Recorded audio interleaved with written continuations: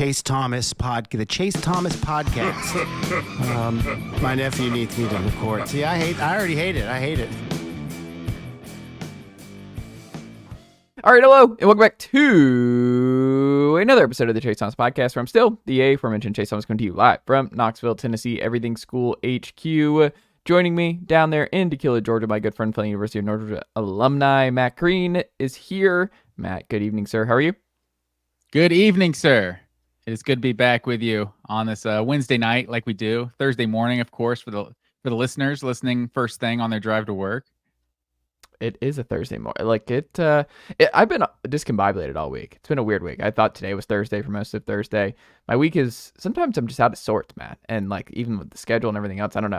I'm out of sorts. Maybe Florida week's just got me all frazzled here, Matt Green.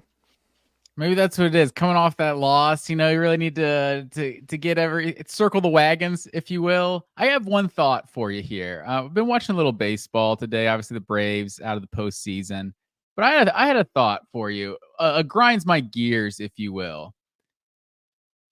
Baseball, I think a hardcore baseball fan isn't really watching baseball all day. Like a college football fan is like, I'm tuning into the noon game, the 3:30 game, the 7:30. I don't think a baseball fan is like, oh, I get to watch Tigers. Who are the Tigers playing? Get to watch Tigers Guardians at 3, then so-and-so, then the Phillies Mets, then I'm going to watch the Dodgers. I don't think fans are really doing that. I think they're just like watching their team.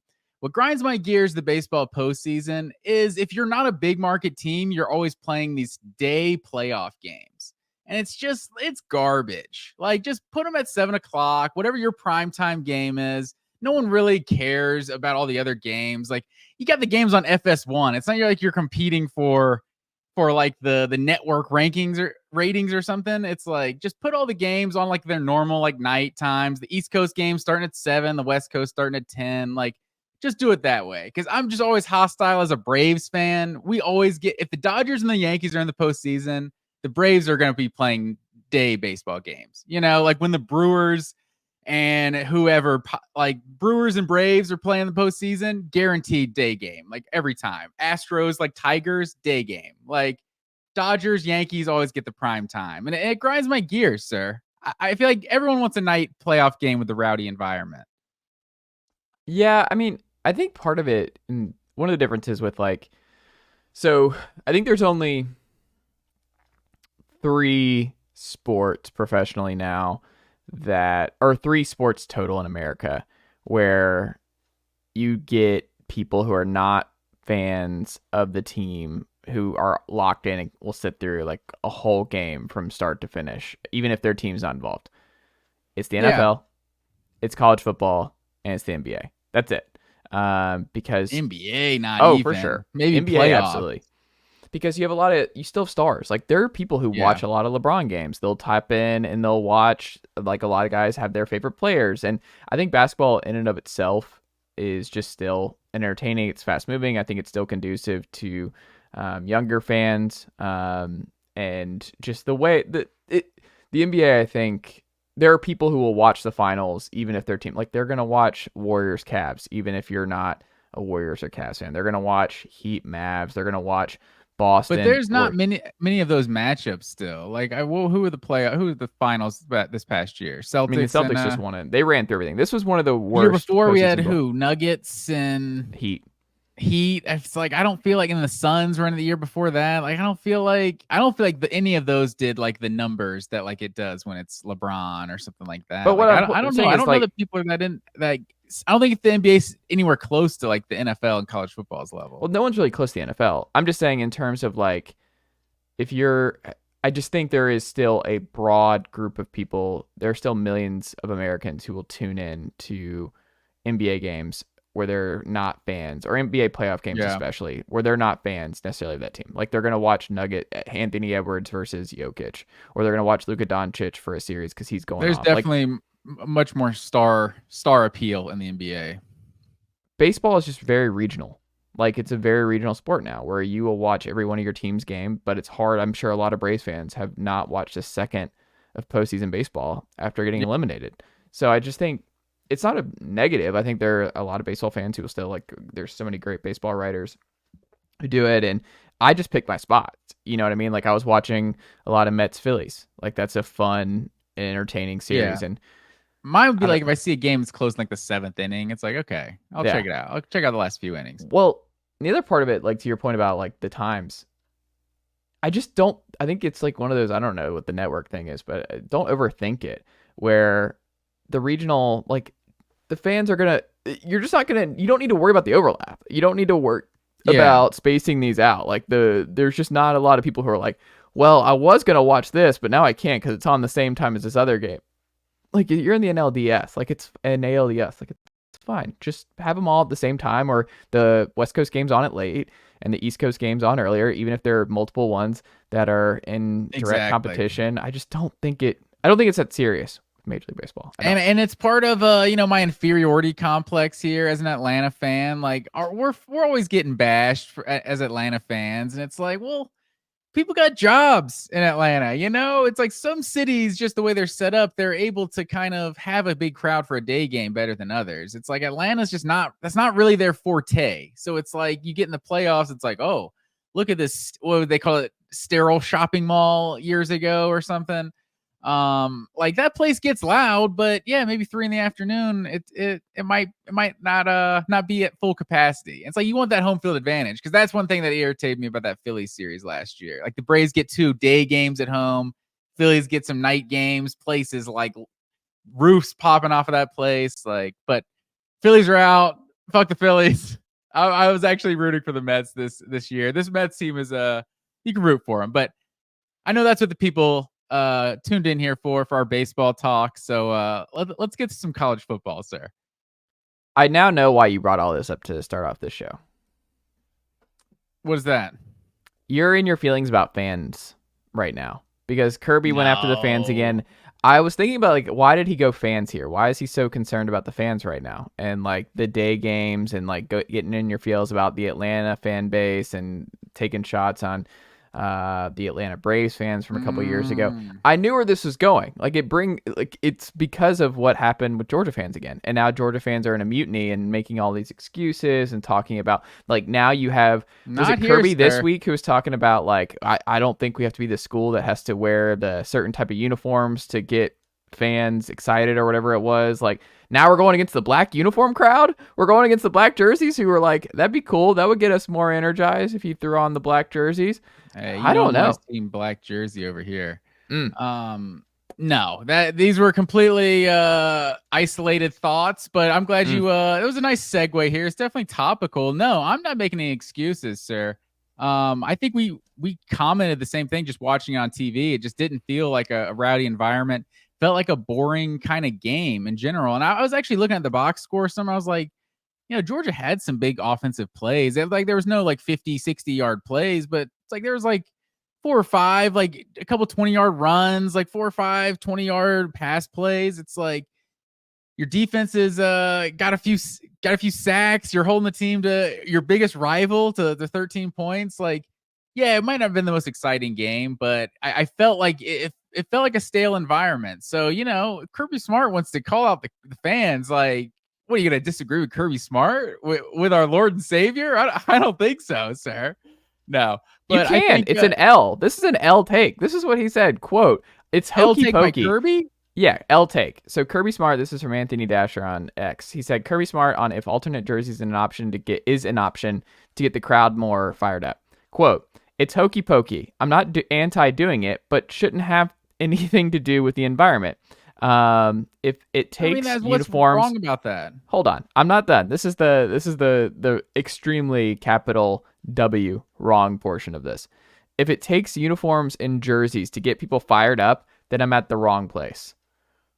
What are we talking about? Boom, mic drop. No, it's an easy thing. Why would you not do things that get people naturally more fired up? You know that you have that in your back pocket to get people back to get, like, Oregon fans are not going to do this. They're going to be like, Tennessee fans get really jacked up for dark mode in October. They're fun. Like, it's part of just where we're at. Like, if you have something that's going to get more fans louder and you don't have to do anything, all you have to do is just change the color of your jerseys one Saturday.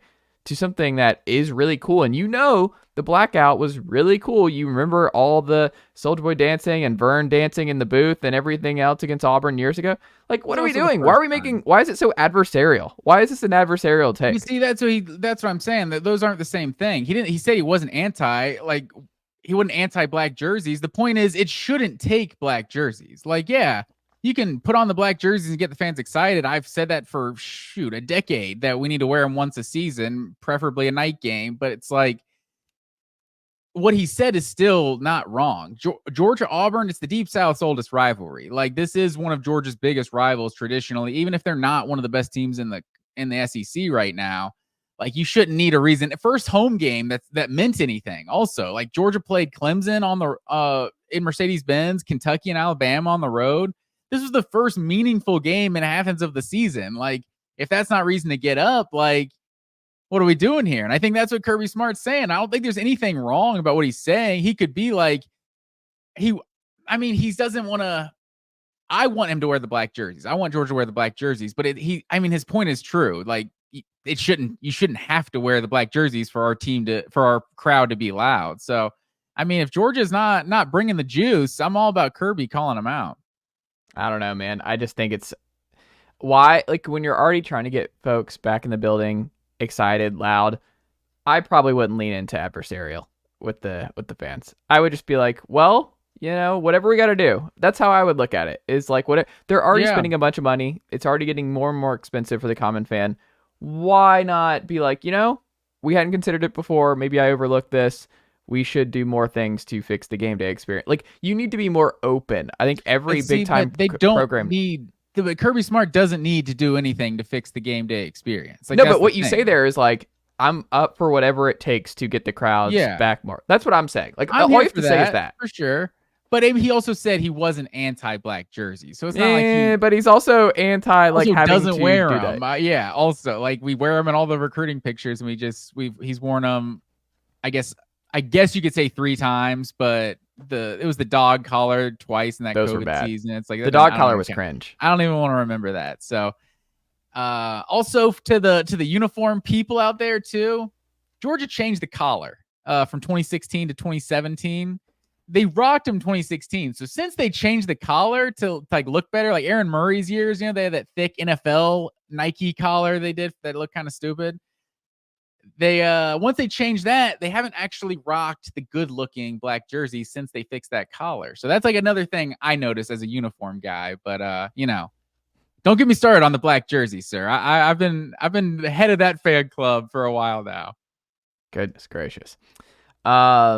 Well, Matt Green, any pressing thoughts on Georgia, Mississippi State? Because Kirby's not going to be happy on Saturday either. They're 33.5-point home favorites. So I don't think the atmosphere is going to be the liveliest we've seen Sanford Stadium, sir. Yeah, and it's like that, just for simply that reason, be like, yeah, if that's what it takes, rock 'em versus Mississippi State. If that's what's going to get the people excited, I'm with you. But I think you're right. Like, if you're not going to get up for Auburn, like, are you going to get up for Mississippi State? Maybe if Kirby calls you out personally, like 93K day, he called the fans out.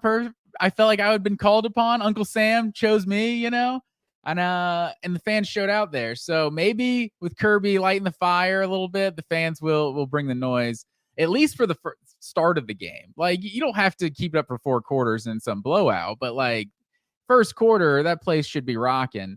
4:00 game, not too early, not too late. Like, you got time to get some liquid in your system, and not be passing out because it's a night game.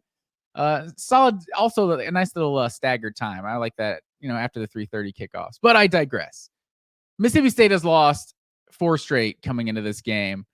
Worst pass defense in the SEC, I would say, to this point.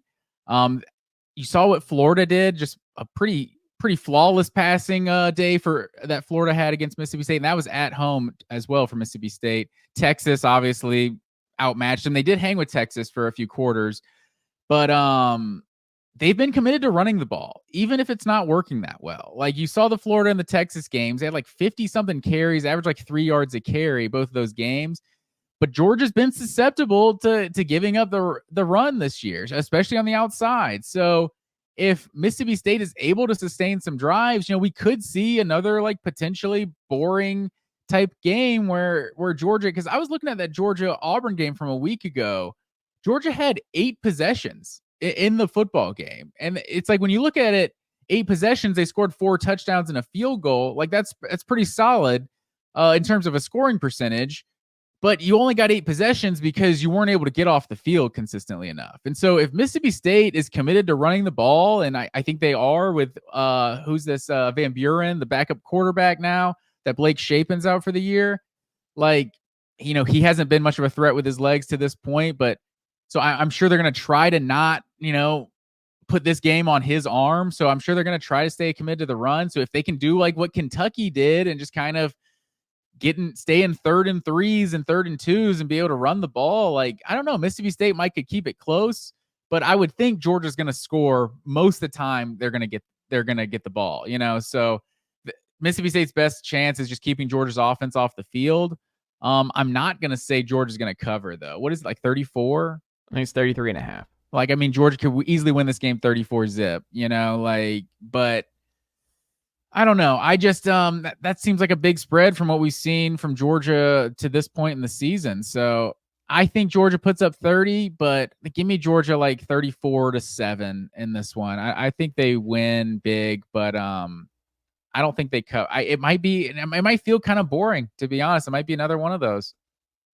I think if I was a Georgia fan, I'd want to send a message this weekend to Kirby. I would want to really get the troops riled up. I wouldn't go.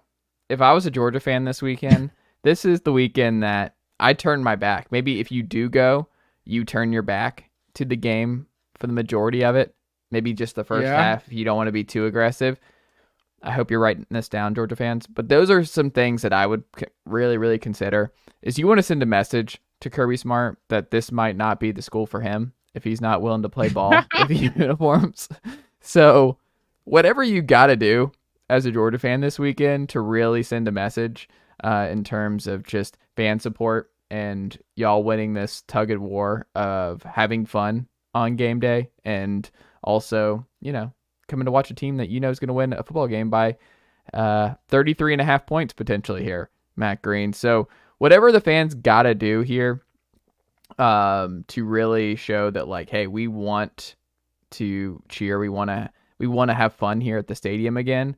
Look, you got to do it. So I think in terms of what I've just laid out, the best and the classiest way Georgia fans can go about it on Saturday is definitely have your backs turned to the action on the field for as much of the game as possible. That'll prove Kirby wrong for sure.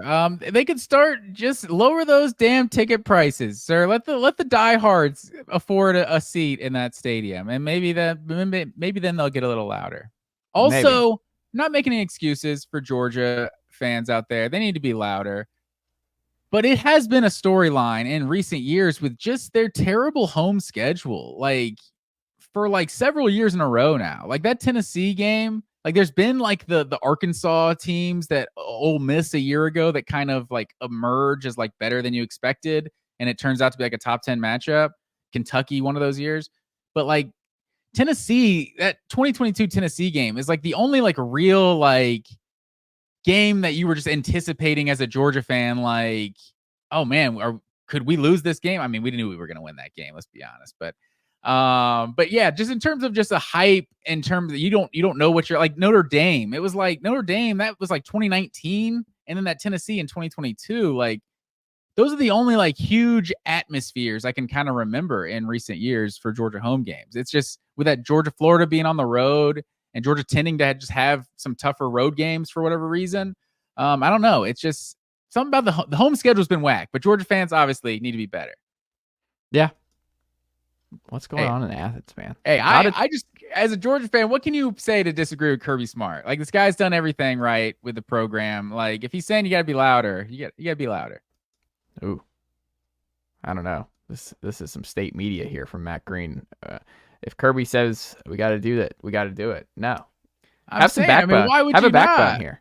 Be like, no, black jerseys or we're out. That's what I would do if I was a Georgia fan. Black jerseys or we're not coming. Black jerseys or you go coach the New York Jets. Yeah, these are ideas. Pull the NIL. Why donate the collective if you're a Georgia fan right now? What's the incentive if you're a Dogs fan to donate to the national championships, baby? That's the incentive. No, it's all about the game day experience. And if Kirby doesn't want to bring back the black jerseys, then I don't see the. Hey, I'm here for you. Make Sanford Stadium fun again. Speaking of fun venues, and by fun I mean actually good, where we don't have to have these kind of coach and fan base spats, because they're just loud every time their team is in the building at the Coliseum that is Neyland Stadium. Every time. Every time. Not all 4 quarters every time. We don't have to go back into that, because as someone who was there for that game for all 4 quarters, it'll never not drive me nuts. On the reporting on that, but that is 3 years ago almost now, which is crazy how much time has flown by there.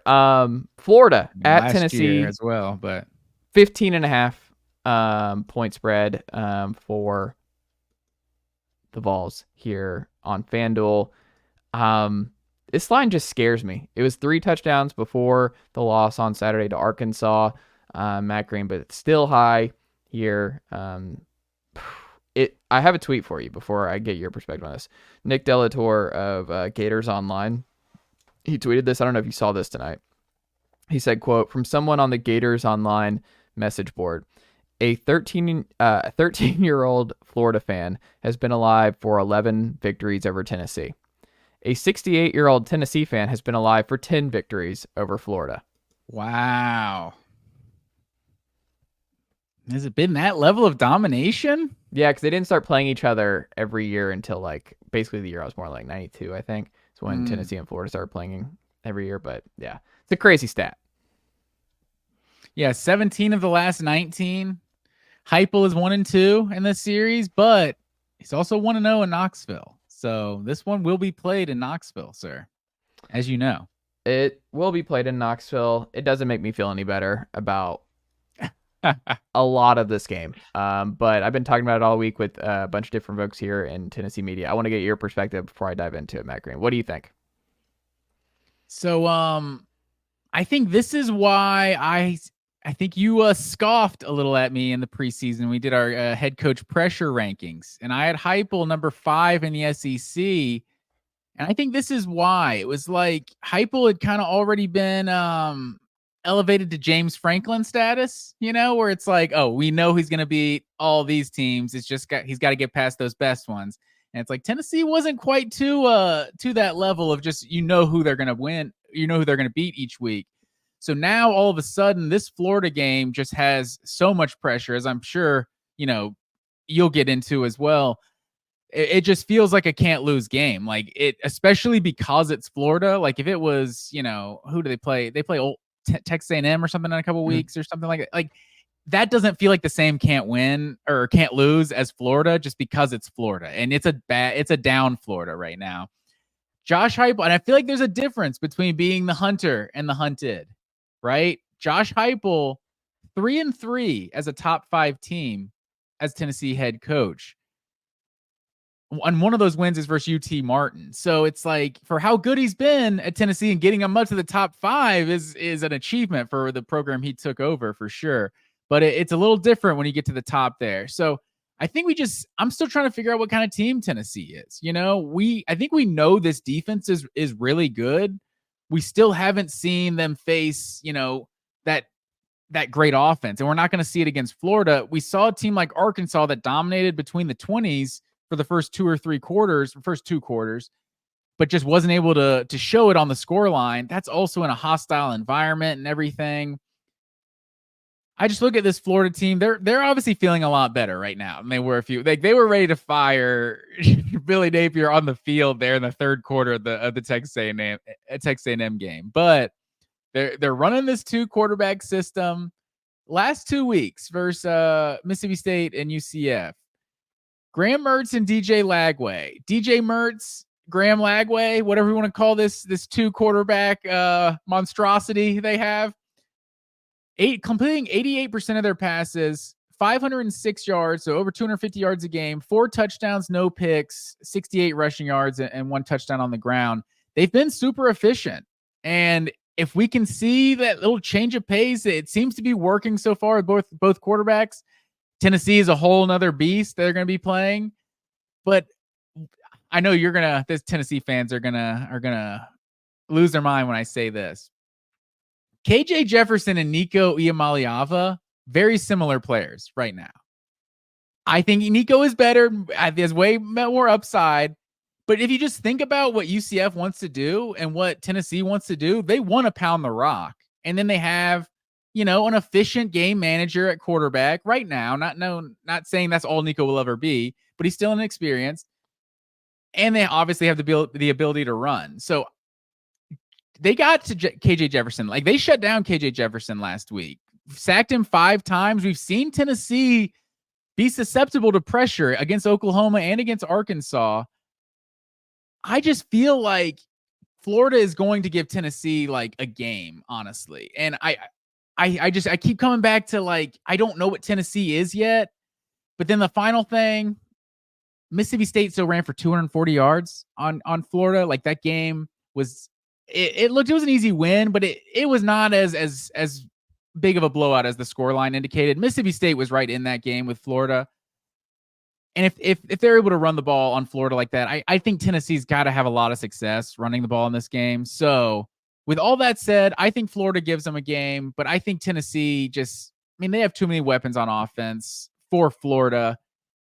And it's just this home field advantage. So give me Tennessee to win, not cover. I'm going to say Tennessee 31, Florida 23. Wait, say your final again? 31-23. Okay. I think you make a lot of fair points. So I think this is a must-win for Josh. I think this is the most important game in the Heupel era at Tennessee. Coming off this loss to Arkansas, you were off a bye. It was ugly in a lot of ways. The offense has been really ugly in back-to-back weeks. There's a lot of reasons for that. They got some good injury news this week for the injury report that came out today. Bryce Neeson's not on the report. Dante Thornton is questionable. I think Brew and Squirrel are both probable. So receivers got banged up pretty bad in that loss to Arkansas. So could have all 3. Maybe you have just 2, but it's good that you're not completely ravaged out wide in this game. That's going to be important for Tennessee. Like you mentioned, you can run on Florida. Here's the thing, though.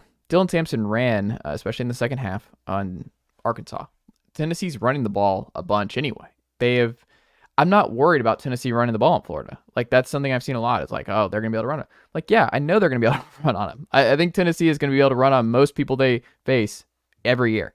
Like, that's just been this offense. Like, they have never really struggled to run the football for 4 straight quarters.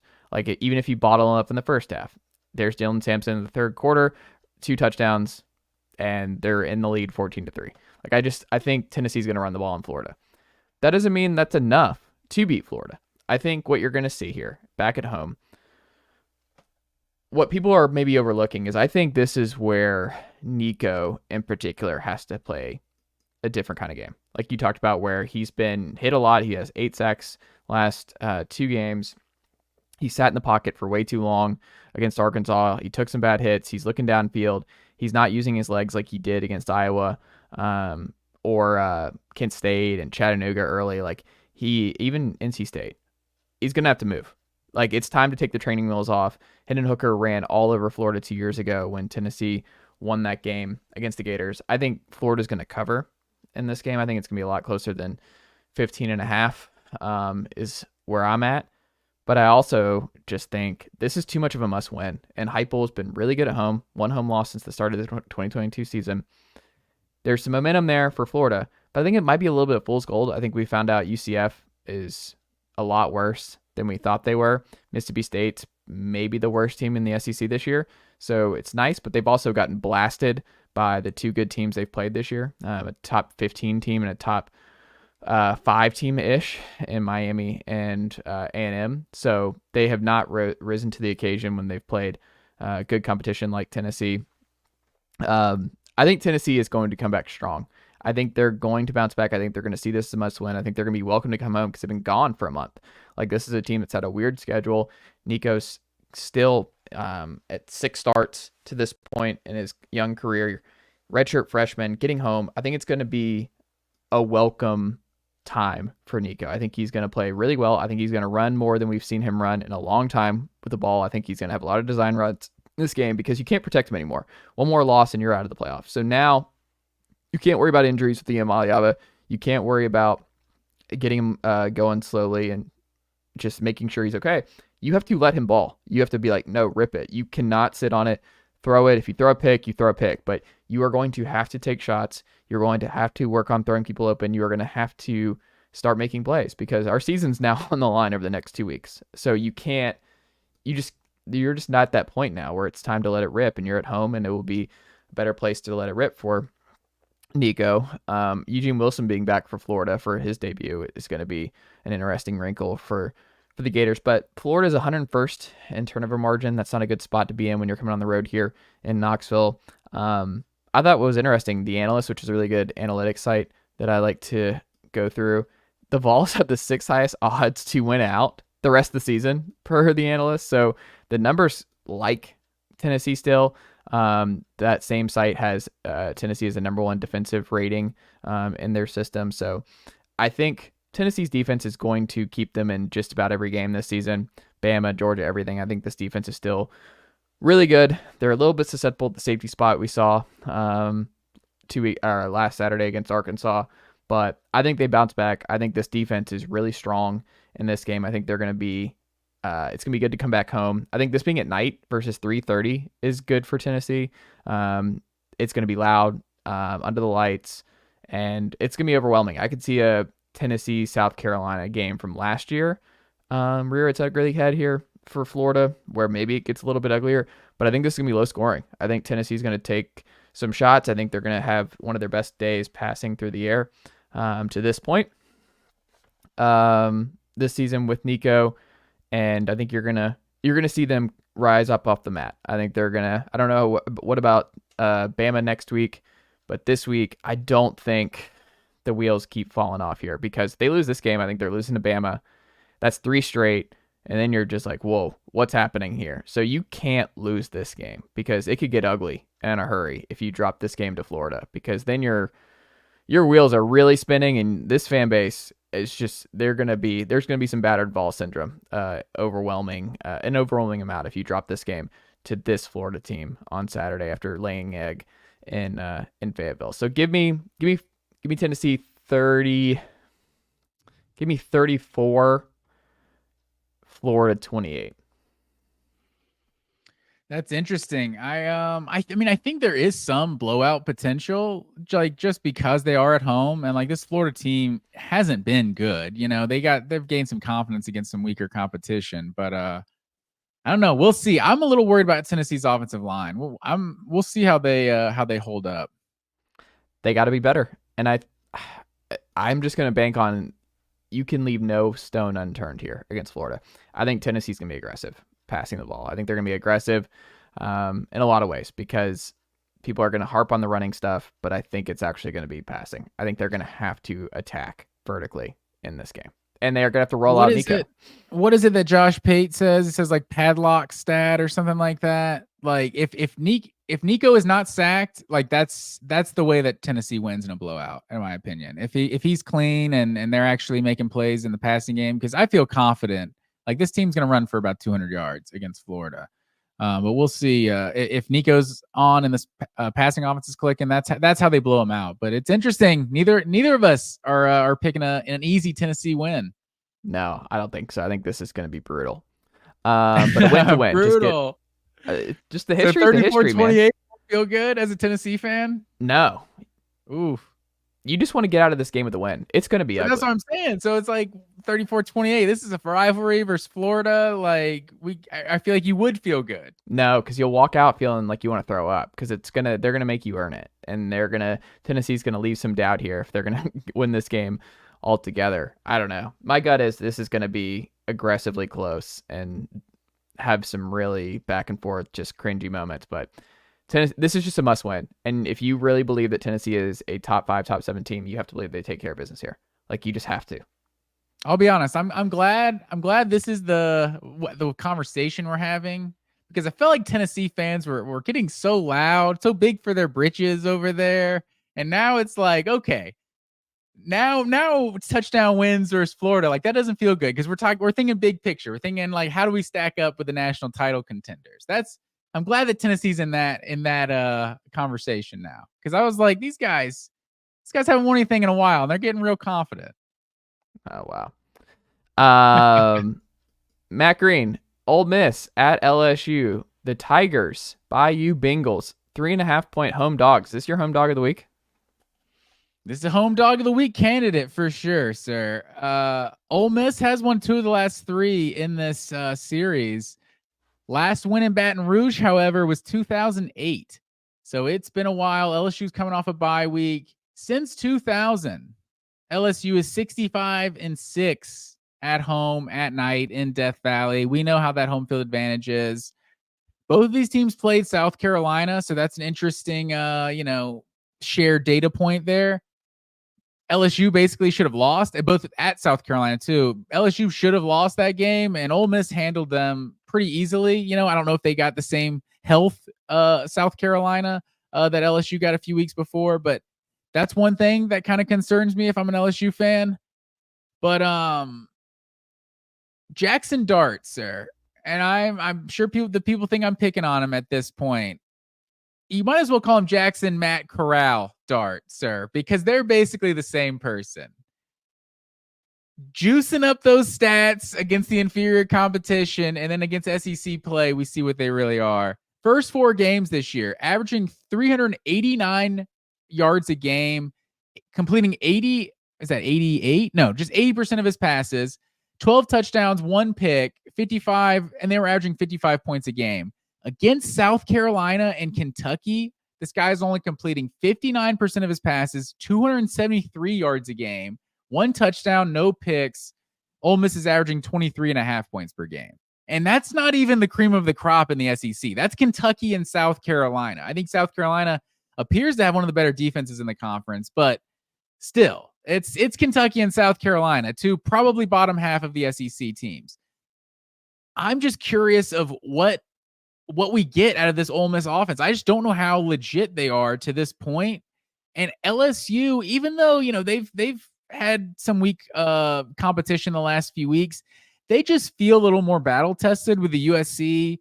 And obviously they both played South Carolina. So that's a wash. They should have lost both though. That's my thing is like LSU's battle tested, but they honestly could have easily lost both of them. They could have. And obviously they did lose to USC, but can we pick against Death Valley at night? I feel like I can't pick against Death Valley at night. I think that's what it comes down to. I still trust both of these offenses, or I should say, I trust that they're going to like score some points in this game because I still don't trust the defenses.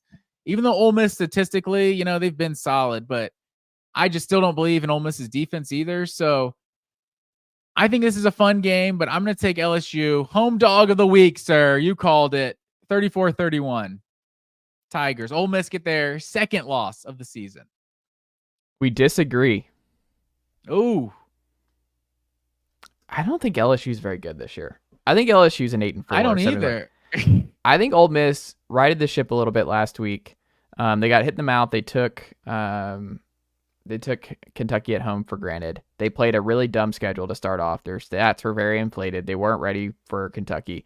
But they also should have beaten Kentucky. Like if Brock Vandergrift doesn't hit a prayer down the left field side on 4th down, they still escape with a victory. Like Vandergrift dropped a dime, sir. I don't know what you're referring to. It wasn't a Hail Mary. I mean, it was 4th and 17. It was a bomb down the left-hand side. Like he misses that throw out of 100 times.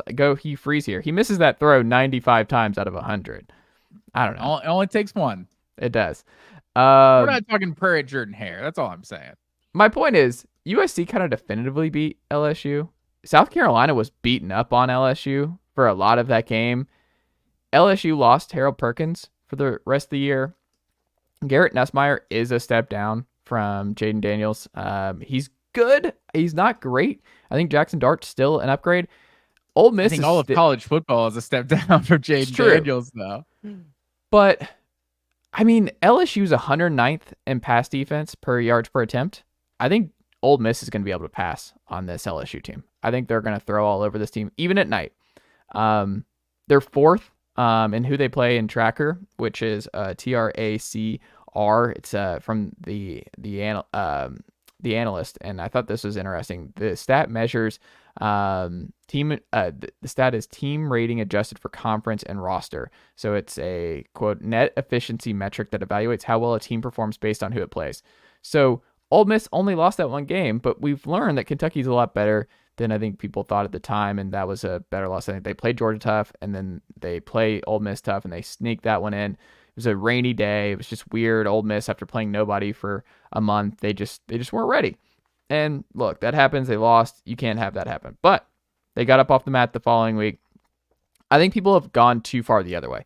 I think Ole Miss is a better team on paper than LSU. I think we've seen a better overall team over the last 5 games from Ole Miss. I believe in Ole Miss more. They're fourth in rush rate even after losing Quinton Junkins this offseason. Like, they have multiple backs who can get open in space. Trey Harris, obviously a dude. They're really good rushing the passer. I still like their defensive line a lot. Questions in the secondary, but I don't think this LSU offense and everything else, there's just nothing. Like, part of the scary part to me, Matt Green, of playing in Death Valley at night in years past was a scary defense. That's what makes Death Valley even more terrifying at night. This LSU defense doesn't scare me. I don't think it's going to scare Ole Miss. I understand the atmosphere will. In like 5 years. Yeah, like, I just don't. I don't know. It doesn't hit the same for me. It just. I think Ole Miss is a little bit different. I think Ole Miss is going to rebound and continue to build off their win last week. And I think they go into Death Valley and just win this game outright. I mean, it's kind of crazy. They are the favorite in Death Valley. Clearly, there is something to be said about Ole Miss right now, and that there are bettors who still believe in this team. Like, who would have ever thought in our lifetime Ole Miss would be favored at a night game at LSU? But LSU is not a SEC title contender. They're not a college football playoff national champion contender. This is an 8-4, 9-3 type team. And I think Ole Miss is still a 10-2 type team. I think they're going to be able to win this game outright. They can't drop this one with Georgia still on the schedule coming to town. I think they're going to win this. So give me Ole Miss 38, LSU 30. See, I think this game feels like a crossroads of like who is an 8-4 team and who's a 9-3 team. Yeah. Like, I think this win or 10-2. Potentially, yeah, for sure. But I'm not convinced that Jackson Dart is better than Nussmeier. Like, honestly, I think Nussmeier is a good quarterback, and I think this LSU passing offense is dangerous. So it'll be interesting. I feel like I couldn't go against Death Valley at night. That's what it came down to. That's the deal breaker for me. Texas, Oklahoma in a neutral site here. Memorial. What is it called? What is the full stadium name, Matt Green? I say Garrett Nussmeier. There you go. Who are you talking about? Oklahoma. What is it? Yeah, where's the stadium? What's the actual Memorial? Yeah, there we Something go. Like that. Texas at Oklahoma. Oklahoma 14.5 points. Oh, but this isn't the Cotton Bowl. This isn't it. Yeah, the Cotton Bowl. When you were saying that, I was like, that's Oklahoma Stadium. Oh. Yeah, just the Cotton Bowl. I didn't know if it had a name in front of it anymore. Does it not? Is it still just Cotton Bowl somehow? I thought it was just the Cotton Bowl Stadium or just the Cotton Goodyear Bowl, right? Cotton Bowl. No, that's a Goodyear Cotton Bowl Classic. I don't know. That's the name of the bowl game. And that's the one in Jerry World. It really is still just called the Cotton Bowl. This is the one on the State Fair and everything. Yeah, just the Cotton Bowl. For whatever reason, I'm just conditioned. Some things are still pure in this world. Yeah, like I'm just conditioned to second guess. Huh? Should we know that? Who plays in the stadium when it's not Texas, Oklahoma? I don't think anybody, right? No one plays in the stadium? It's just just open stadium? I don't know. That's a soccer. Here it is. Yeah, it's Dallas Trinity FC, USLS. Yeah. Interesting. But yeah, it was just it doesn't sound right when I'm just saying the Cotton Bowl, because in my head I'm like Cotton Bowl, but I'm like, I don't think there has to be something in front of it. There's always an ad now in front of all these stadiums, but I guess not. Cotton Bowl still just the Cotton Bowl. Either way, Texas, Oklahoma, Cotton Bowl, 14.5 point dogs here for the Sooners. Matt Green, what say you? Looks like SMU played there at one point, just for the fans out there. Now they play in Gerald J. Ford Stadium. But so looking at Texas, Oklahoma, like you said, 14.5-point spread here. 4 of the last 5 have been decided by one score, except for the one that was, 49 zip Texas. So it could also be 49-0. I think we still don't know what Texas is made of, right? Like we saw the Michigan game, like that was a statement, but it's like as every week goes by, we're like, wow, Michigan looks worse and worse. And wow, do they not have an offense at all? It was still in the big house, still a good win. They're good. I think we should be, we're going to count Quinn Ewers is back, right? I think from all reports, he should be starting this game. Oklahoma allowing just 2.5 yards a carry on the ground. SEC, they've been pretty solid defensively this year. We saw what they did against Tennessee. Got a lot of pressure on Nico in that game. Second in the SEC in sacks so far. Only Ole Miss is better. I think it's tough because I think against Auburn, we saw Oklahoma kind of take some strides, but we also saw Auburn and play like their best offensive game of the season against Oklahoma. So I don't know. Part of me wants to just say like Texas is just so much better than them. They'll win this easily. But I mean, I felt like Texas was significantly better than them a year ago. And it's like this team just made the plays that need to be made to win that game a year ago. So it feels like everyone forgot that Oklahoma won that game a year ago. So I just feel because of this rivalry, I don't feel like I can pick a 2-score game. I feel like Oklahoma's going to be able to make just be, stingy defensively. And maybe there's some rust on Quinn Ewers being out for a couple weeks. So I don't know. We still don't know. We saw him play Mississippi State close for a couple quarters. I'm still curious to how good Texas is. Not that I think they're not good, but I don't know that they're truly the number 1 team in the country right now. I don't think anyone can know that. So until they prove it, I'm going to say Oklahoma makes this a close game. So Texas finds a way to win at the end. It's just another fun Red River shootout. Give me Texas 30, Oklahoma 27. I agree that Texas, I think, should win this game. The problem is Dylan Gabriel and Jeff Lebby are not on the opposing sideline for Oklahoma. This Oklahoma offense is broken. I think this is going to look close to what Texas did to Michigan in Ann Arbor, where if you don't have a pulse offensively, I think Texas is just going to bury teams. Like, I know we're now at a point where people's have reaction because of upset Saturday last weekend and Texas didn't play. People are just assuming Texas is next up on that list to like, hey, they're not in their own tier, this and the other. I don't necessarily subscribe to that belief. Like, I don't think we're going to see like a 10-2, 9-3 Texas team. Like, I don't think we're going to see Texas fall off a little bit. I think Texas is for real. Quinn Ewers, Arch Manning, it doesn't really matter. You could say they're the most loaded team in the SEC. They haven't missed a beat. Like, when they say they haven't played anybody, I'm like, well, I mean, I understand Michigan's not Michigan this year, but going into Ann Arbor at that spot and blowing them out the way they did was impressive. That game was never in doubt. And I just look at Texas and I think this game could get ugly, Matt Green. I do not like this Oklahoma offense at all. Texas is 5th in offensive efficiency in the country. They're 2nd in points per drive in the country. Oklahoma's 36th.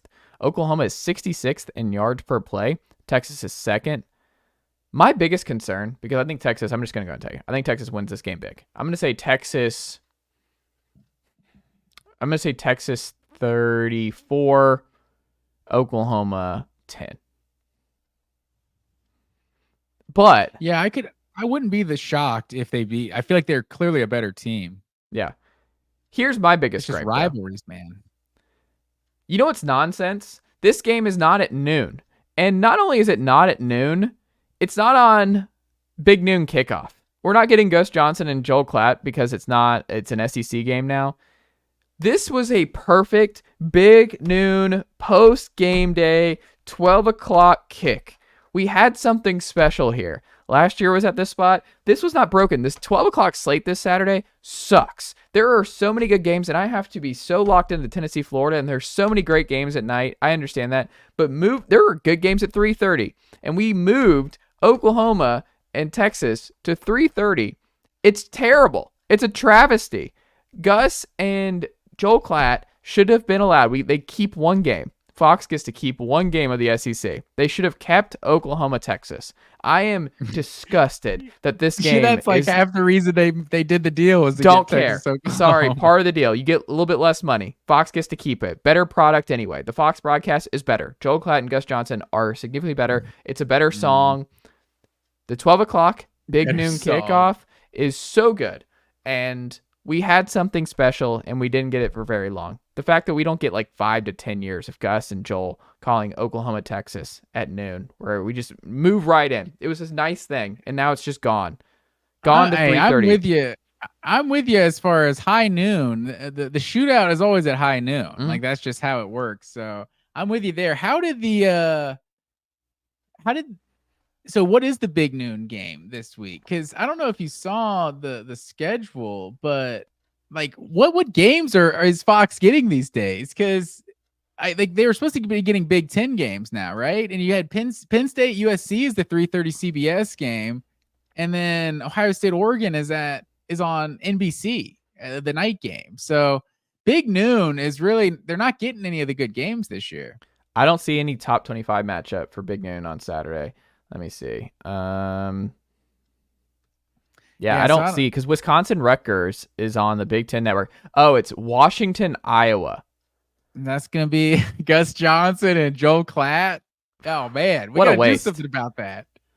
We could have had Texas, Oklahoma. We had something special. Greg Sankey, make the call. Give it back. Just give that one game back to Fox. I don't know about all that, but I'm with you. That's got to be a noon kickoff. Ohio State at Oregon. The game of the weekend, I think, Matt Green. Oregon, 3.5-point home dogs. They're going with the blackout with their uniforms in this game on Saturday night. What say you?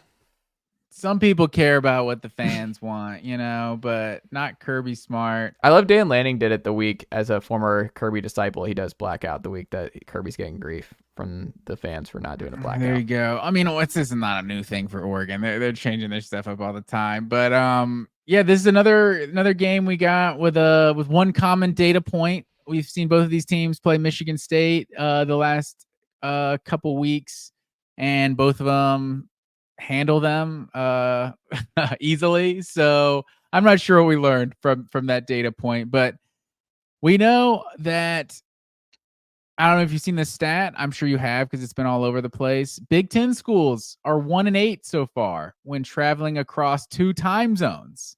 So does not necessarily bode well for the Buckeyes from that perspective. I think just all eyes are on Will Howard in this one. We know about Quinshon Judkins. We know about Travion Henderson. We know about Emeka Egbuka. The whole world is finding out about Jeremiah Smith. It's just all about Will Howard. Like, he's been good the last few weeks, but he's thrown an interception in 3 games in a row. Like, if you're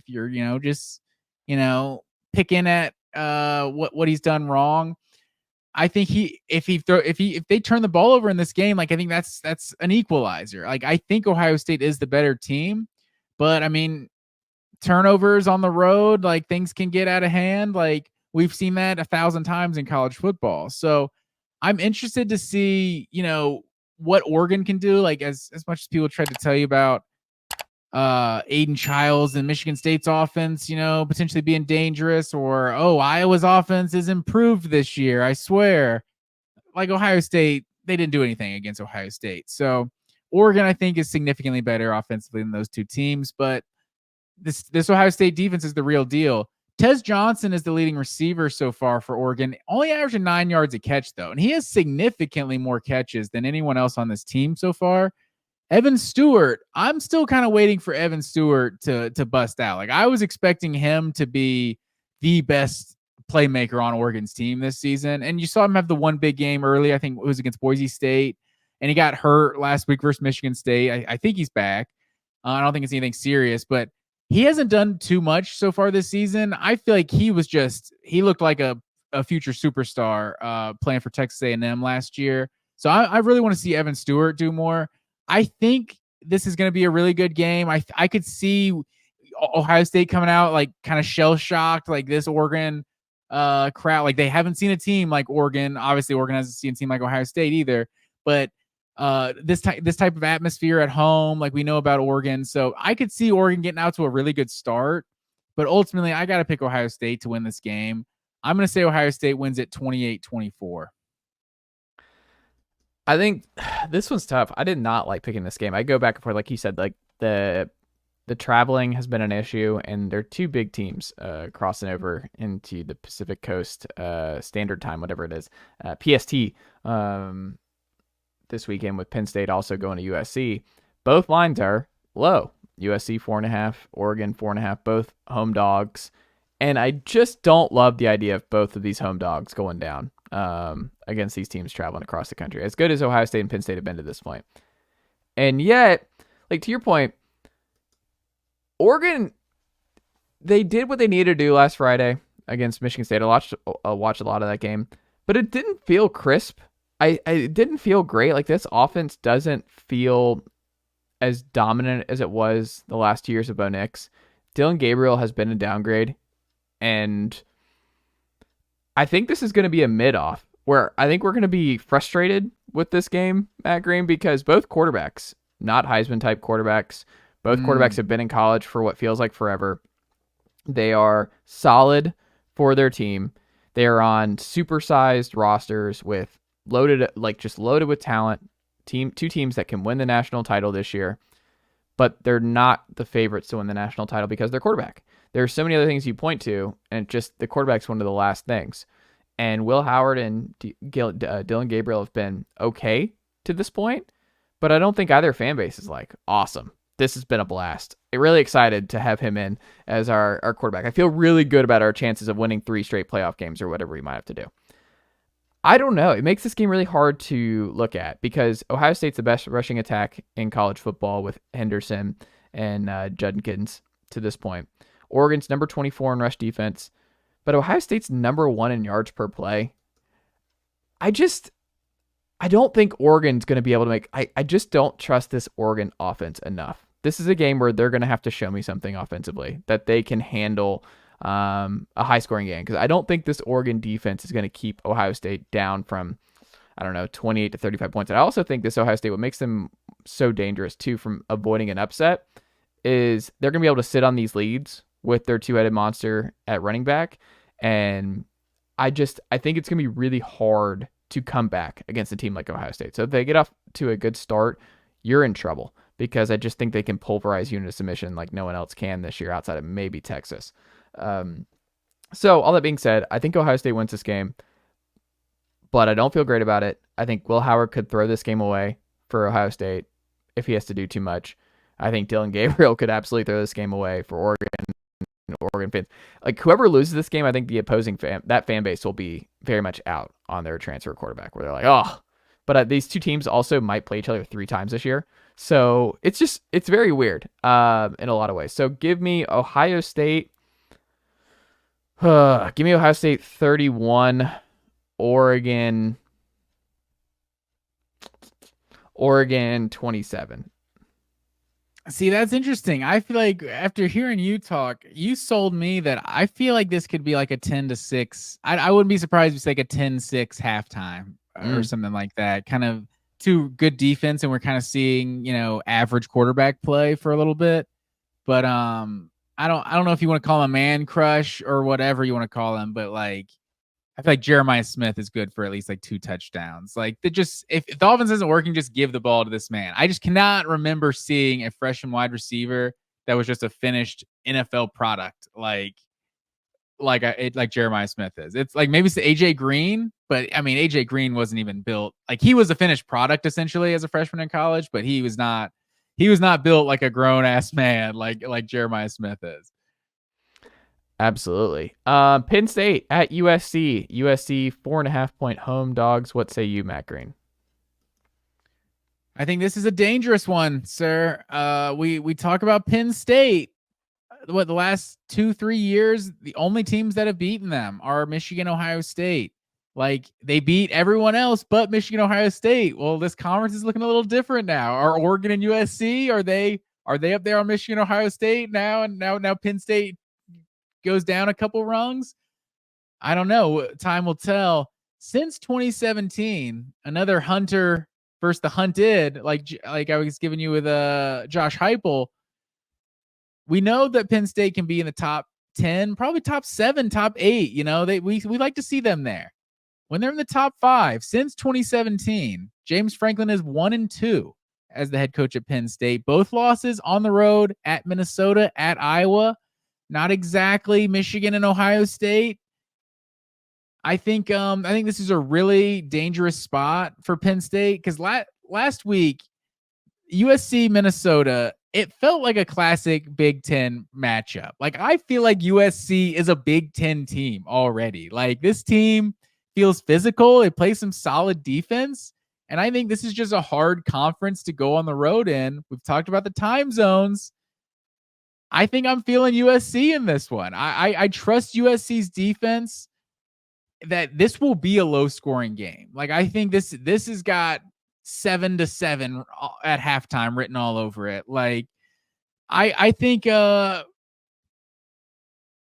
just look at this matchup between these two teams, and I just don't trust Penn State going on the road. So we're going to see more weirdness this week, sir. USC is going to bounce back and beat Penn State 23-20. Another home dog of the week, sir. Put it on the board. So they go to Minnesota. They lose a hard-fought, very Big Ten-like game against Minnesota, 24-17. They come back and blow out Wisconsin in the second half, 38-21. But they got in the mouth there too, and they dug themselves a big hole at home against a much worse Wisconsin team 2 weeks ago. They go to Michigan, the Big House, play them really well. They were in position to win that game, but they lose. Beat LSU to open the year, neutral site. It's hard to get a read on this USC team. I think their defensive line is very thin. Just had another player, red shirt. He's going to the portal. Bear Alexander's gone. Little concerned about their pass rush and their front seven right now for USC. D'Anton Lynn's been a great hire. Defense has significantly improved. They're playing good Big Ten football to this point. Miller Moss is fine. All that being said, I think Penn State is just, like you said, where they don't really get upset. And I think Franklin, talking about the travel and everything else, I just don't think it's going to happen here. I don't like this USC team. Still is improved and still has problems. I think they're moving in the right direction, but USC is 43rd in yards per play. Their rush defense is not good. Penn State's 10th in long passing plays in the Big Ten. That's an issue, but guess what? They're going to run the ball over with Singleton and their other back whose name's escaping me. I think Penn State's going to be able to run on USC on Saturday. USC is 3rd in long passing plays. I don't think they're going to be able to do that against this Penn State defense. Penn State's 6th nationally in points per drive. USC is 39th. And most importantly, USC is 109th in sacks. I don't think Drew Aller is going to be under a whole lot of duress in LA against this team. I don't think it's a great matchup for USC. I think this is going to be okay for Penn State to go over and win this game too. Like, I actually feel better about Penn State beating USC than I do Ohio State beating Oregon. Matt Green. So give me Penn State. Give me Penn State 34, USC 31. 34-31. That's a little higher scoring than I'm expecting, sir. Maybe. I like both quarterbacks. I think they're going to score in the second half. I could see, like you said, close first half. I think they're going to score some points in the second half. Vandy at Kentucky. Kentucky, 13.5-point home favorites. Matt Green, what say you? Anchor down, sir. The Commodores. They have risen from the college football slumber. 13.5 feels way too high. Kentucky's won 7 of 8 in this series. I'm not going to overreact. Like, if you beat Alabama, you obviously can beat Kentucky. It felt like the perfect storm last week. Maybe I'm just still doubting them, but I don't believe that they're going to get it done again, but it's going to be close. So give me Kentucky. I'm going to say 27-26. Final field goal right at the end. They get it done. But yeah, the storybook ends here, I guess. 13.5 is wild after that win, but it also goes to show I think this is so weird, but you said like they should be able to beat Kentucky because they beat Bama. I actually think this is a way worse matchup for Vanderbilt. Like Kentucky, they're a bad matchup for some teams, and like Tennessee's always been able to handle. Like Heupel's offense is going to be able to handle Kentucky every single time. Like Tennessee's 3-0, they're going to keep bashing them. They're going to bash them when they come into Knoxville at the end of this month. Like it's just going to be done deal. Like you take great pride in that Kentucky domination. Oh, I love the Kentucky domination. Like Heupel getting another dub over Stoops in late October. It's always a fun time. But Matt Green, Kentucky, 5th in the country in rush defense. Diego Pavia ran the ball so much. They're running almost like the triple option at Vandy. There's NFL dudes on this. They were listening to Chase Thomas, sir. What? You said they need to be running the triple option. I think you said that. What have I said forever? Like, what have I said? Like, what have I mean, I have said this, Matt Green. Vanderbilt, credit to them, credit to that staff for making the hire and bringing in Mexico State's staff and everything else. But like, yes, this is how you win at Vanderbilt. You have to think outside the box and hire outside the box and do something very gimmicky on offense. Like, you have to do that, whether it's the air raid, whether it's the Dave Clawson mesh stuff. Gimmicky is disrespectful. It's not. I mean, it is gimmicky. Like, this offense will not work in the SEC next year. Like, this is a one and done. This is a one and done situation. That should be Vanderbilt's thing, is they just scour the G5 or the FCS after every season, and they're like, all right, thank you for your service. Moving on to the next weird offense that we saw across the sport, and we'll just bring that whole staff in and just keep rotating. I mean, every year. If Diego Pavia is hitting these little sidearm throws, getting his Matthew Stafford on over here, just throwing from different arm slots, like, who knows? Making plays. I mean, he's gone after this year. No, that's true. He's senior. Yeah, he's a grad transfer. So he's gone. Worry about that next year. It's just a weird, like, Vandy's 94th in passing offense. Like, this is a gift for Kentucky going on the road, and it's a big emotional win for Vanderbilt beating Bama. I don't think this is going to go well. You said the numbers are too high. I think Kentucky is going to make this ugly. I think it's going to be physical. Ooh. I think it's going to be sad. Give me Kentucky 27, Vanderbilt 6. Wow, 27-6. Not believing in the Commodores. Kansas State at Colorado for Big 12 supremacy outside of Iowa State. Matt Green, Colorado is 4.5-point home dogs. Is this your home dog of the week? This was a candidate, sir. Kansas State at home this year, outscoring teams by 27 points per game. 2 games they've played on the road. One versus Tulane, one by 7. The other got absolutely boat raced by the BYU Cougars. Everyone keeps saying Colorado, they don't have a run game. You can't win without a run game. He didn't play a regional qualifying match, but it's not important. All right. Shedeur Sanders is putting the team on his back. That's all they need offensively. Like, this team, it's kind of insane. I feel like they just got so much hate like before the season started that like no one ever wanted to give Colorado any credit. Now like everyone's giving Travis Hunter credit. What he's doing on both sides is just amazing.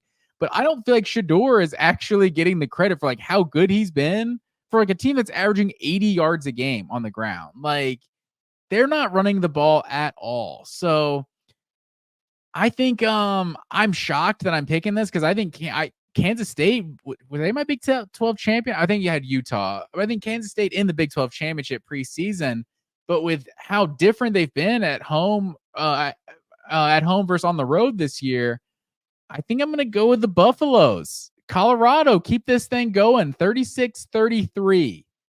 Home dog of the week. Put it down on the board. We got 3 of them. We're just taking all the home dogs. It's a home dog kind of week, sir. Bad week to be a home dog, Matt Green, after upset Saturday a week ago. No, we're going for the favorites this weekend. We're pivoting back. Ooh. It's a favorite weekend. Give me Kansas State to win this game But I do think this is going to be must-see and close because every Colorado game is must-see and close. Like, there's no way this game's not insane with Avery Johnson and Shedeur Sanders. Like, this is going to be a great quarterback game. Colorado's defense still stinks. This is, I think, Avery and Kansas State are going to have a good game overall. Colorado is 48th. Like, Colorado stats just make no sense to me because they're 48th in points per drive, 65th in yards per play, and yet they're 9th in passing offense. Nothing about Colorado makes any sense to me. Like, nothing about Colorado makes any sense, but it's working to this point. I think they deserve credit. I think Deion deserves credit for being in a much better spot here in mid-October than I think a lot of folks thought they were going to be in at this point in the year. So deserves credit there. I just don't think Chris Kleiman's going to drop this game. This just, like, they already laid their egg. And it was 6 minutes of just an avalanche of mess-ups against BYU in Provo a couple weeks back. But they still played really well up until that point. Like, it was just a weird 6 minutes of just the game got away from them, and they just dug themselves too big of a hole. I just don't think that's going to happen again here. I think Kansas State's going to be ready to play. I think they're going to play keep away, and again, it kind of is that style that Colorado does not deal with, the North Dakota State style, and I think Kansas State's going to be okay. So give me Kansas State 38, Colorado 34. Yeah, I could definitely see it, but that's also what people said about UCF, right? Before they played Colorado. I think Kansas State deserves a little bit more of the benefit of the doubt there than UCF. Yeah, that's probably fair. It'll be fun. That's what you know, because every Colorado game, like you said, it always is. You know, it won't be fun. Steve Belichick versus Brian Ferentz here in Iowa. Iowa 2.5-point home favorites over the Washington Huskies. There you go. Like you said, this is just gross. Like, I want to watch these teams play. I feel like Michigan is Michigan a better version of Rutgers? They're almost like the same team, like, right now. I started to say Michigan is a better version of Rutgers. I don't know that. So that's who we've seen Washington play the last couple weeks. Lost at Rutgers, won with first Michigan at home, and this one they're going on the road again. So I think Iowa could be a better version than both of those teams because of how well they're running the ball this year. I think I just trust Iowa at home, and I trust Iowa in this sort of physical Big Ten game. Like, no one's gonna out Iowa. I mean, I guess some people will, but not people with superior players will out Iowa. And I don't think Washington has superior players to Iowa by any means. So I think this is going to be a rock fight. Maybe Gus Johnson and Joel Klatt will make it worth watching. I don't even think they can do that. So give me Iowa to win this one. I'm going to say 20-17. Similar game that Washington's played the last couple weeks. Yeah, it's just going to be awful, right? Like, this is just going to be a terrible game. And I think that's a testament because Belichick and Ferentz's defense are great. Carroll, Brennan Carroll, the OC for Washington. So there's a lot of credit because Will Rogers is quietly flying under the radar because I think we just thought leaving the Leach air raid system from Mississippi State, where he just was really good for Mississippi State for a long time, and then injuries and weird stuff with the Zach Arnett stuff down the stretch in Starkville didn't go well. So he just kind of fell off the map, but he's kind of having his own little Bo Nix West Coast renaissance. But it just doesn't really matter because they're not national title contenders the same way Bo Nix. And just, I don't know. It's very weird that Will Rogers is just being just a competent quarterback and really has fit right in Washington, and no one is talking about it. Like you said, they beat Michigan, and they're just solid. Like, they're a really solid team on both sides of the ball. But I don't know. It's just, I don't think this is going to be fun at all. Like I said, Washington's tied for the best pass defense yards per attempt in college football right now, I think, with Texas. They're also 17th in yards per attempt on offense. Will Rogers, 10 TDs, 1 pick at home. Iowa is 125th in yards per attempt through the air. What's most interesting to me is BCF Toys has this as a 56% toss-up in terms of who will win. So I think this one can absolutely go either way, but it feels like it shouldn't because Iowa's offense is awful. Doesn't matter. Tim Lester comes in and where there's like, oh, there's some Shanahan stuff here. Cade McNamara, is he the best Iowa quarterback in a while. He's healthy. He's fine. It's like, nope. They're still going to be awful. I mean, their running game's okay. I forgot his name. Is it Caleb Johnson? What is the kid's name? Caleb Johnson, yeah. Yeah, like he's fun. Yeah, he's but been they've a had that workhorse before. this year. Look, I was I think raised it's been on a Albert. while since they had a guy this good, to be honest. Oh, no. I remember Albert Young. I remember the peak Hawkeyes days. I mean, how long ago was that?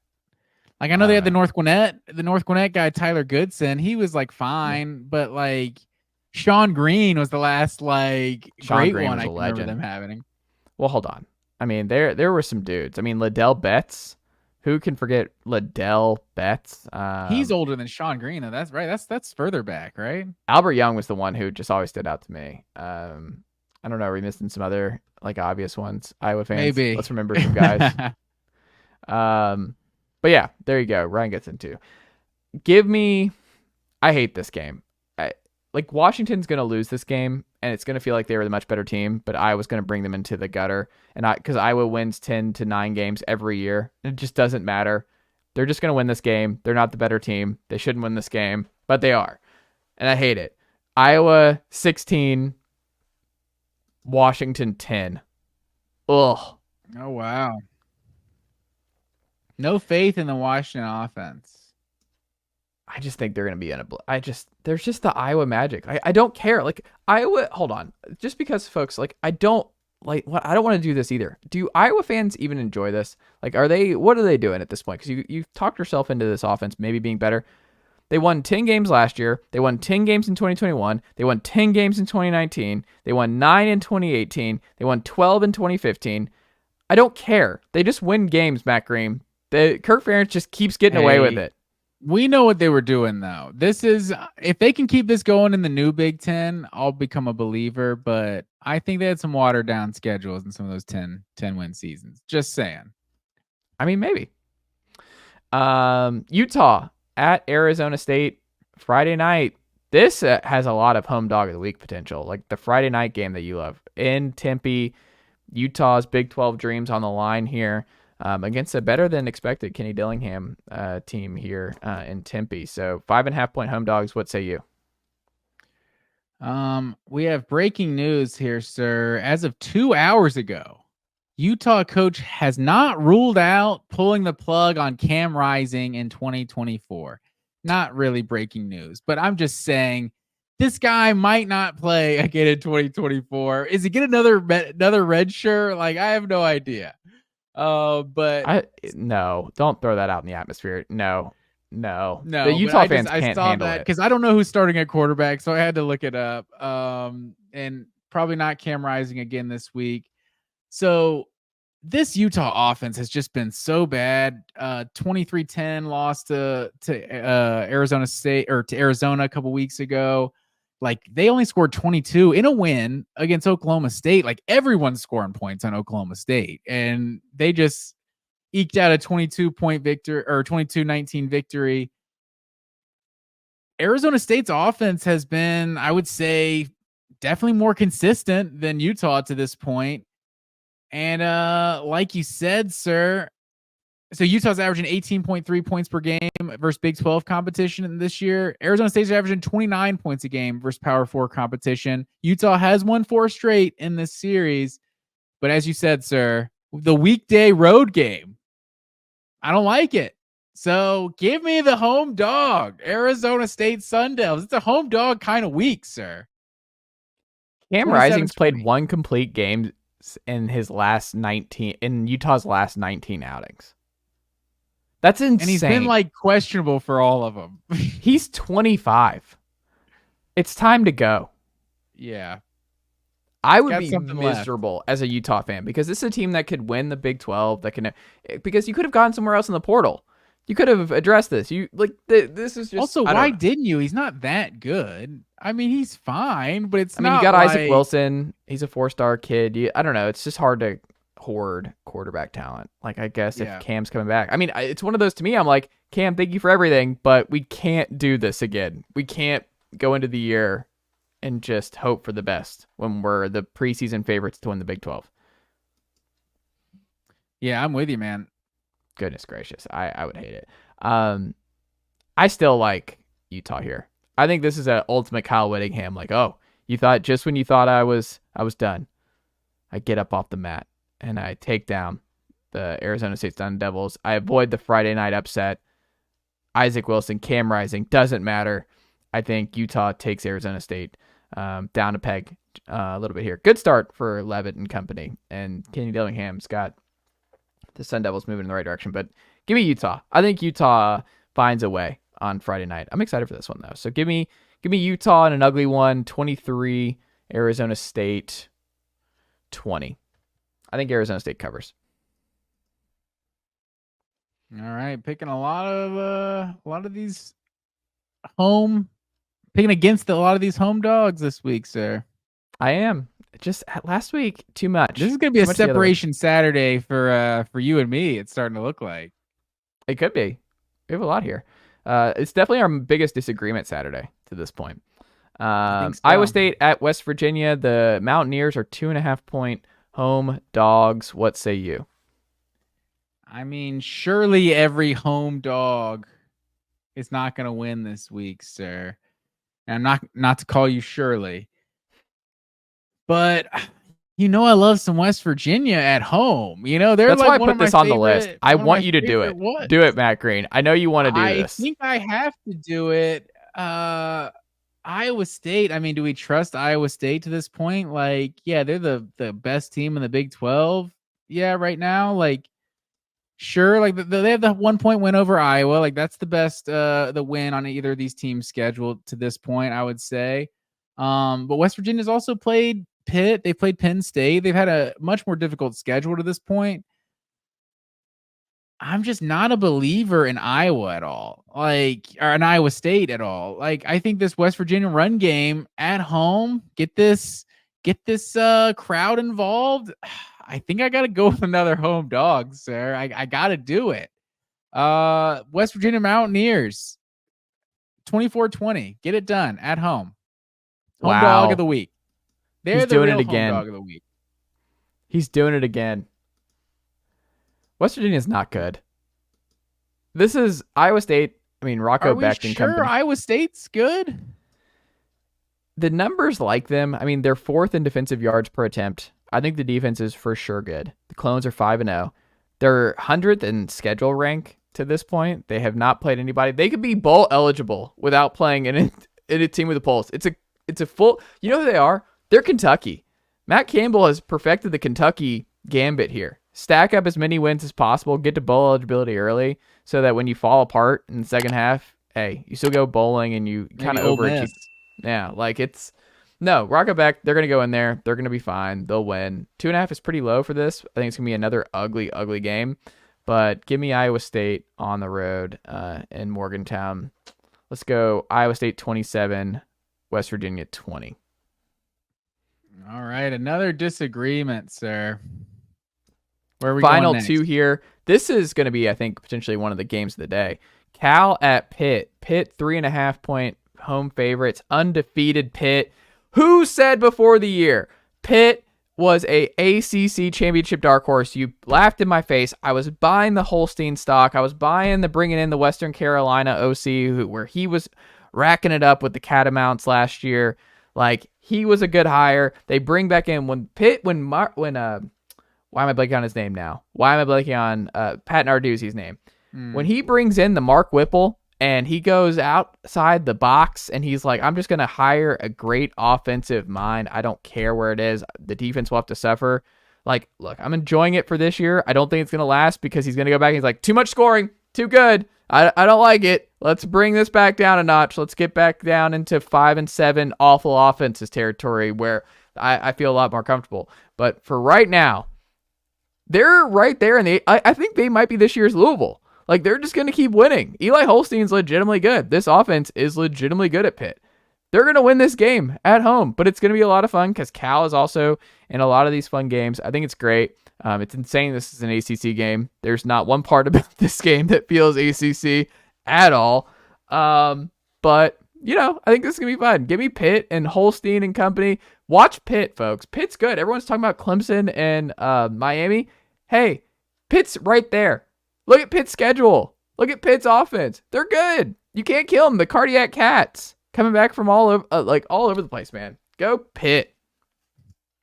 Well, sir, I was prepared to steal your phrase, but I was not prepared to steal your take. I have it written down right here. Pitt Panthers sneaky ACC title contender. I'm with you, man, all the way.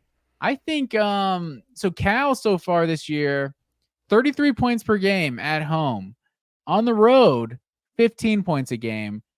That's less. That's not as good. I don't know if you're counting over there. I think Pitt wins this easily, to be honest. I really like Pitt this year, and they don't play Miami, but we do get Pitt Clemson here in like a month, so that'll be a good one. But yeah, I think Pitt wins this by 2 touchdowns. Give me the Pitt Panthers 31-17. What was your score? Let's go Pitt 45, Cal 38. Ooh, put some points on the board. They dropped 73 on Youngstown State, 34 on UNC, 38 on West Virginia. 55 This on team Kent is State. like 2 years removed from like having one of the best offenses in college football. They averaged like 50 Whipple-mania. a game Kenny that Pickett? year. Yeah, like it's not going to last. Like, enjoy it, Pitt fans, because it's not going to last, unfortunately. But it's going to be great this year. And hopefully next year. Maybe get 2 years as a treat. Final one, Wisconsin at Rutgers. This will not be fun. Don't watch this if you can avoid it, unless you're a fan of one of these two teams. Another ugly Big Ten game here, Matt Green. What say you? Rutgers 2.5 point Real sicko. Noon on the Big Ten Network. It's a rough noon slate. So if this one's a close game late, it wouldn't have been a bad noon slate if there was no reason to move Texas and Oklahoma off that noon slate, because everyone would have watched that game in particular. That's why the noon slate's terrible. Hey, I'm with you, man. And then we get multiple good 7:30 games. That really grinds my gears. Yeah. But I don't know. I look at Rutgers obviously last week. Nebraska was able to shut them down on the road. I just feel like I don't trust this Wisconsin team at all. Like, they put up a huge number against Purdue last week. Like, that's cool. I guess they look like the worst team in the Big Ten so far this year. I feel like these two teams are going to try. I don't know. I don't know what Wisconsin's identity is, because it doesn't seem like Wisconsin's got to run the ball because that's what Wisconsin does. But I don't know if that's what they want to be this year. So I just trust Rutgers more just defensively and running the football. I think, yeah, like you said, this is going to be an ugly game. I'm going to take Rutgers 23, Wisconsin 17. I think we're about to get the Luke Fickell might get fired portion of the calendar here. Ooh. Year 2? Technically year 3. He coached that one game. It's year 2. Yeah, it's year 2. He's not getting fired.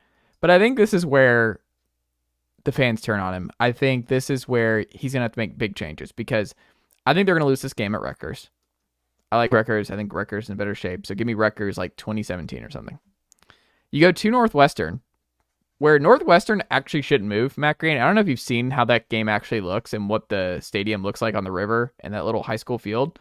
Fantastic venue. Actually, just stay there. I understand you'll lose a bunch of money and everything else. September. That no, it's going to be great. I can't wait. That's a home field advantage. You're Northwestern.